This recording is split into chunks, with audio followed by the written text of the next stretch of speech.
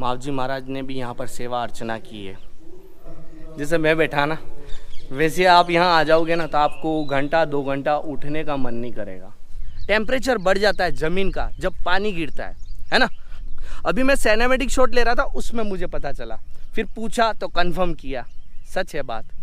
इंसान सबसे बड़ा ऐसा जानवर है जो साला सबको ख़त्म कर देता है। Welcome back to my channel में आपका चैता आरजो में फिर से स्वागत करता है एक नए व्लॉग में। आप सबको सलाम, आदाब, नमस्ते, सत श्री अकाल, केम छो, हर हर महादेव। आज जिस तरह से खंड वर्षा हो रही है, उसी तरह से आज मुझे बुलाया बाबा ने, जिसका नाम है खंडेश्वर महादेव, और वो डूंगरपुर की 3 किलोमीटर ही है। अनएक्सप्लोर है। कहाँ जाना है, कैसे जाना है और कैसे आपको दर्शन करने, सब कुछ बताऊंगा। आपको आना है सीधा साबेला लेक। मेरे पीछे साबेला लेक है।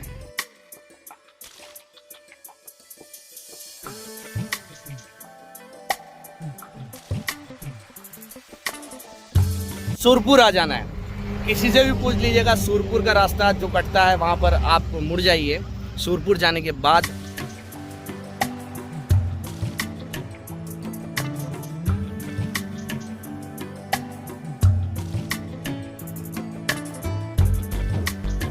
सूरपुर नदी है, सूरपुर मंदिर भी बड़ा प्यारा है, ऐतिहासिक मंदिर है, छतरियाँ भी बनी हुई हैं।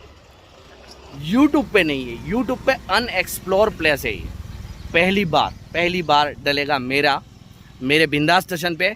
और मेरे फ्रेंड जो है आशीष, रॉयल डूंगरपुर ब्लॉग्स, शॉर्ट्स भी हैं इनके बहुत प्यारे प्यारे से, तो उन पे चढ़ेगा फर्स्ट बार।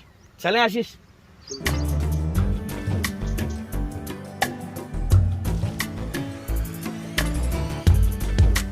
जब आप सूरपुर को क्रॉस करेंगे और घुघरा वाला रोड पकड़ेंगे, रक्षा प्रशिक्षण केंद्र डूंगरपुर कमांडेंट कार्यालय, ये बोर्ड दिखेगा आपको।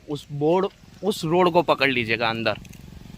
इस रोड को मत छोड़िएगा। जैसे आप पुल को क्रॉस करेंगे ना, वैसे ही ये फर्स्ट मोड़ है जहाँ पर ये बोर्ड लगा हुआ भीलवटा वाला।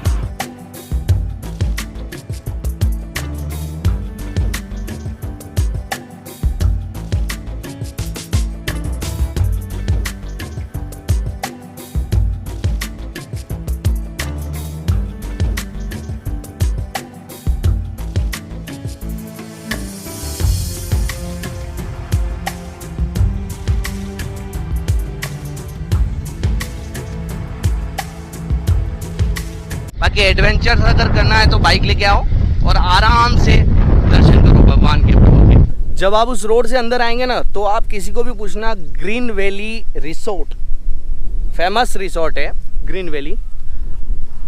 उस रिसोर्ट वाले रोड को ही पकड़ना है हमें। और भाई साहब बात बताओ रोड की, तो कार लेके मत आइएगा, पगडंडी है।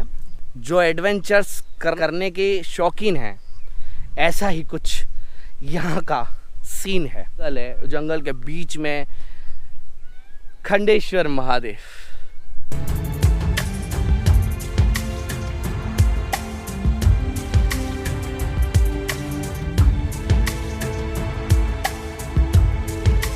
अच्छा, आपको स्पेस की बात बताऊं तो कार तो नहीं आएगी, आप बाइक लेके आए, पर बाइक आराम से आ जाएगी अंदर तक। ये स्पेस है, आप आराम से खड़ी कर सकते हैं बाइक तो। और बता दूं आपको, जस्ट इस मंदिर के पास में ही कुछ 100-200 मीटर पे होगी नदी है, 2 नदी। तो देखना चाहते हैं मेरे व्लॉग में, आप क्या पूरी तरह से देखना चाहते हैं नदी को? चलो नदी बता देता हूँ। पहले दर्शन करते हैं, फिर आपको नदी के मुहाने तक ले जाता हूँ। वहाँ से आपको मैं बता देता हूँ 2 नदी कैसी है, पानी है या नहीं, वहाँ जाके ही पता चलेगा। ठीक है।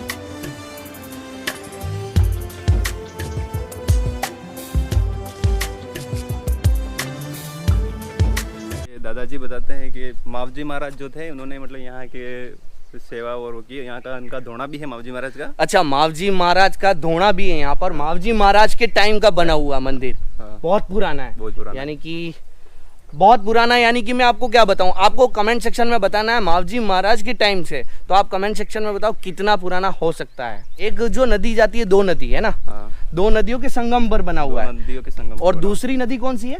इधर से गांगड़ी नदी आ रही है, गांगड़ी नदी। हाँ। ये गांगड़ी नदी है, हाँ। और उधर से दो नदी है। उधर से सरपणी नदी जो एक नदी है, वो दोनों नदियां यहाँ की मिलती है, इसलिए यहाँ दो नदियां बोलते हैं। अच्छा, दो नदी बोलते संगम हैं, है तो दो नदी बोलते हैं। जो हम दो नदी डूंगरपुर को बोलते हैं, वो दो हाँ, नदी दो है ना? नदी यही है। तो एक गांगड़ी नदी है, एक सरपणी नदी। सरफणी नदी, दोनों यहाँ आके मिलती है। और इस नदी के पास ही ये मंदिर है। और कितने एकड़ में जमा है इसका? ये 14 एकड़ में। तो मैं ये नदी भी बताऊंगा आपको, धूना कहाँ है वो भी बताना मुझे। ये मावजी महाराज का धूना, ये पहले मंदिर से बाहर था। और ये जो त्रिशूल टाइप आपको दिख रहा है, ये जहाँ मैं आपको बता रहा हूँ, जहाँ ये कड़े टंग रहे हैं, वो पंच धातु से बना हुआ।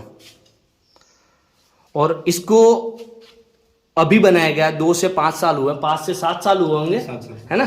तो ये धूना बाहर था, पर अब इसको मंदिर में ले लिया गया है। ये देख रहे हैं आप, ऐतिहासिक मंदिर है ये। आपको आने में दिक्कत भी होगी, क्योंकि आप अगर मैप से भी आ रहे हैं ना, तो बहुत आपको दिक्कत हो जाएगी अगर पूछते हुए नहीं आए। आपको पूछना तो पड़ेगा ही, हर मोड़ पे पूछना पड़ेगा। और एक बार जब यहाँ आ जाओगे ना, तो आप घंटा 2 घंटा आराम से आपके मन को शांत करके ही वापस आप अपने घर को जाएंगे। ये बात तो फाइनल है। सच बोलूं तो यार, उधर इंदर खेत है, इस नदी के उस तरफ इंदर खेत है, और इस तरफ जो है वो सूरपुर।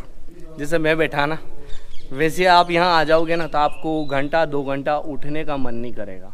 तो हमारे साथ जो आए हैं भैया, उनके दादा वो पंडित जी थे, तो उन्होंने मुझे काफ़ी पुराना वीडियो निकाल करके बताया, और बताया कि उनकी इतिहास के बारे में, कि मावजी महाराज ने भी यहाँ पर सेवा अर्चना की है, ऐतिहासिक मंदिर है।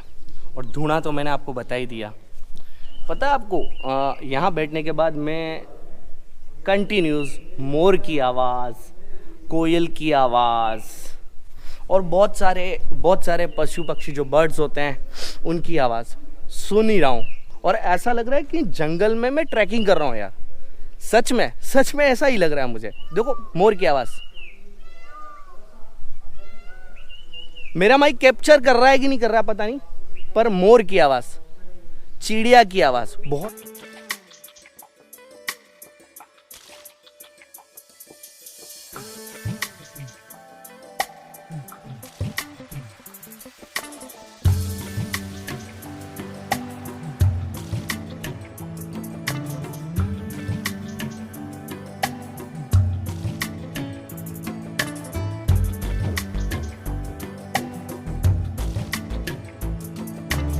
जैसे इस मंदिर को आओगे ना, तो आपको थोड़ा सा मकान टाइप, घर टाइप दिखेगा, बट ये है कि पीछे गुंबद है। छोटा सा ही था जब पुराना था। बहुत ऐतिहासिक मंदिर है, पुराना है तो छोटा सा ही बना हुआ।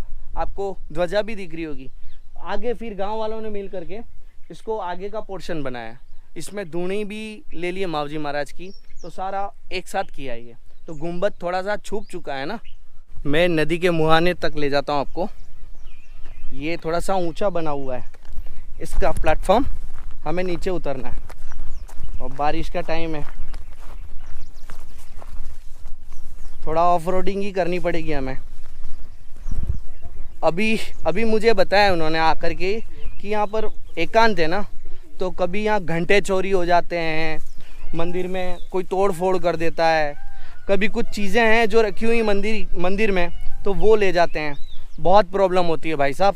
ऐसा क्यों करते हो आप लोग मुझे? अब देखो ये ऑफ रोड घास फूस, पर कभी भी आप ऐसे घास फूस में जाओ ना, तो आप दूसरी चीज़ों का भी ध्यान रखा करें, क्योंकि बहुत रिस्की मामला है। बारिश का टाइम है, बारिश के टाइम में क्या होता है, सांप है, बिच्छू है, गोइरे हैं, है ना, उनके क्या है, जो घर होते हैं उनमें पानी भर जाता है, तो वो बेचारे बाहर आकर के इस तरह से छुप करके बैठते हैं।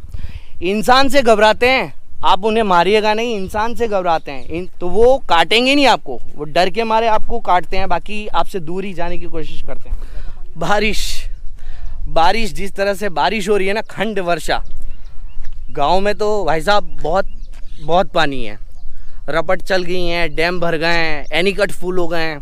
पर ये छोटा सा एनीकट है जो बांधा गया है, जो दो नदी जो बताया ना आपने, 2 नदी मिलती हैं, ये भी फुल हो जाती है, पर बारिश कम गिरी है।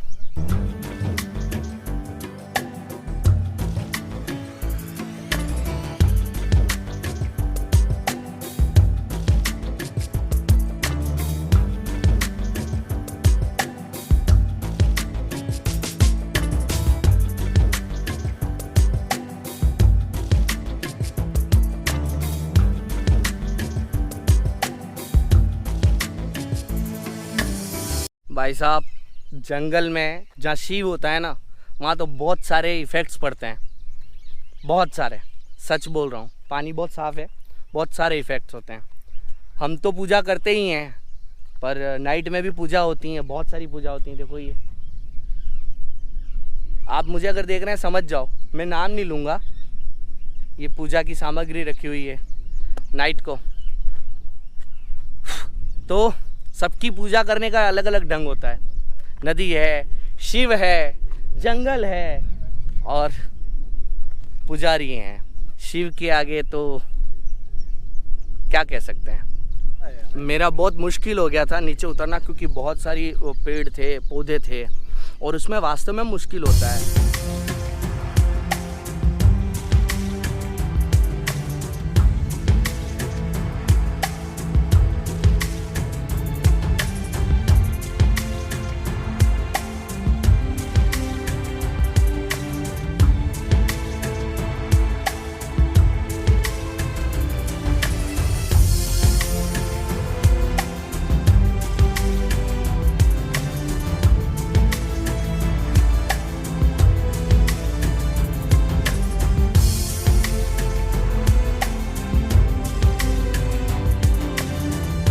छोटा सा वीडियो आप लोगों के लिए। खंडेश्वर महादेव हमारी सिटी से महज 3 किलोमीटर दूरी है, और उस 3 किलोमीटर में बहुत सारी लोकेशन ऐसी हैं जो आपके मन को सोचने के लिए मजबूर कर लेंगी। जय हिंद, जय भारत, खुश रहिए, आबाद रहिए, लव यू ऑल, बाय।